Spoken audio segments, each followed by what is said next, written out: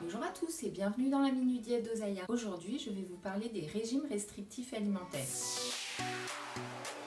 Lorsque l'on veut perdre du poids, on va naturellement se tourner vers un régime, c'est-à-dire une méthode qui consiste à évincer certains aliments pendant une période plus ou moins longue. On peut par exemple décider d'enlever le sucre, le fromage, le pain, les féculents. On peut aussi s'astreindre à ne plus manger à partir d'une certaine heure ou à diminuer les quantités. Le but d'un régime est d'obliger l'organisme à puiser dans ses réserves de graisse. Au démarrage d'un régime, il y a toujours une perte de poids. C'est mathématique. Si mon organisme a besoin de 2300 calories par jour pour maintenir un poids stable et que je ne lui en donne que 1800, alors il va aller puiser les 500 calories manquantes dans mes réserves. Mais on ne reste pas toute sa vie au régime. Il y a un moment où, arrivé ou non au poids désiré, on reprend l'alimentation qu'on connaît. On réintroduit les féculents, le fromage, les produits sucrés. Dans tous les cas, on augmente alors le nombre de calories ingérées. Et alors, on reprend invariablement les kilos perdus. Et souvent plus. Notre organisme, qui par exemple, avant le régime, avait besoin de 2300 calories par jour pour avoir un poids stable,